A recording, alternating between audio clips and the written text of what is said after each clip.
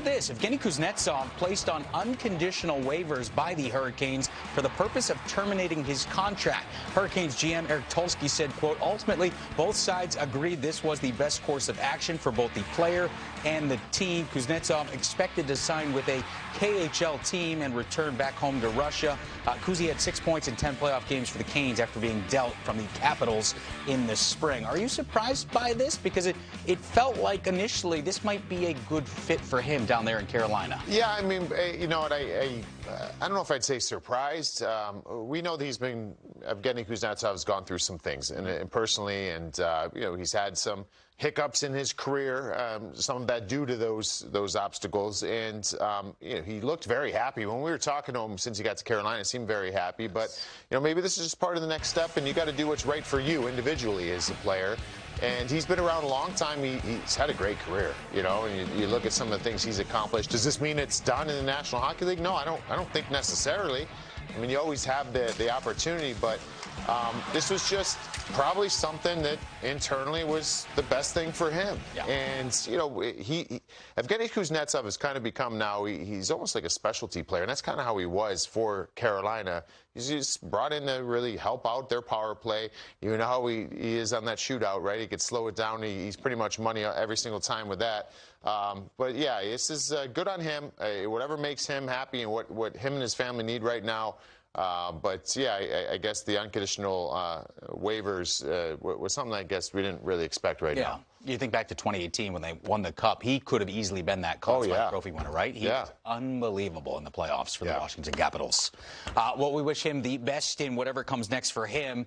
Staying in Carolina, Jack Drury and the Canes avoiding arbitration, agreeing to a 2-year deal. The new deal pays Drury $1.77 million for the 2024-25 season and then $1.67 million for the additional season. Drury appeared in 74 games last year for the Canes. He had 8 goals and 27 points. What do you make of this news?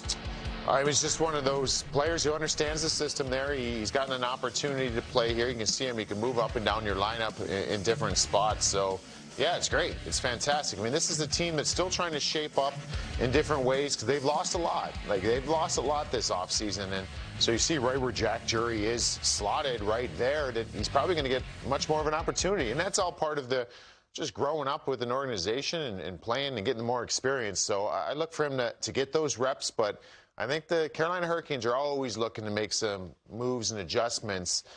This is a team that should be and has been at the top of the Eastern Conference for a number of years. You said something key there. They lost a lot, and we'll show some of the notable additions and subtractions. And there's a lot of subtractions from the roster that we're accustomed to seeing thrown on the ice down there in Raleigh. Look at some of those names.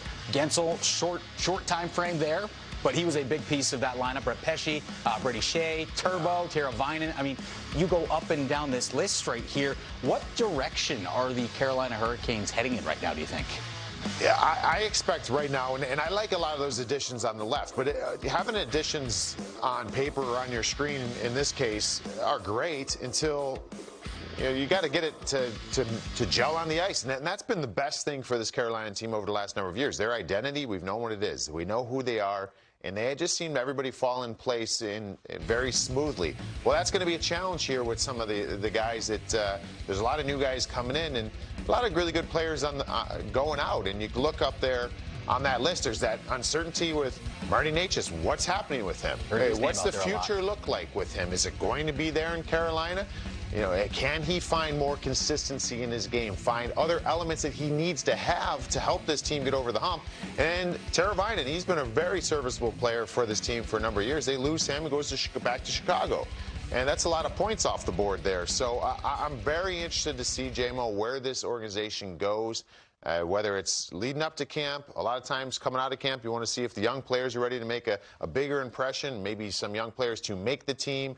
And if not, then you go out there and there's a lot of waiver wire pickups out there from training camp implications that you can maybe go out there and pick up and see if they fit. You mentioned based on the system, you knew exactly what this team was going to look like on the ice each and every night. And then at the end of the season, when it came to the standings in the Metro, you knew exactly where this team was going to be. One of the top teams in the Eastern Conference and usually one of the top teams in that Metropolitan Division, them and the Rangers. Do you still see that playing out this year, or some of the other teams maybe hot on their heels right now? So this Metro division has been probably my favorite division to watch over the last number of years. It's going to get even more interesting. I just like the teams as far as you got certain teams that are staying power, and there's some teams that we've deemed the window closed, but they're kind of fighting against that. It's a surprise every year, too, right? It's a surprise. You never know. Last year. There's a lot of movement, and I think there's going to be a lot of movement. You can watch right there. The Rangers at the top obviously won the President's Trophy this past year. Carolina Hurricanes, who were in that fight for that President's Trophy. I think they're both, as of today, probably going to take a step or two back. Like, I don't see those two teams being significantly better than the rest of the division. Now, some of that comes into play because I really like, and we'll get into it, what some of the other teams in the division have done. I also think that there's some things to be proven with some of those other squads in that division. But I don't think this Metro is going to be the Rangers or Carolina's division to win like we thought last year. I mean, last year, I think coming into the season, you knew it was going to probably be one of those two teams winning that division.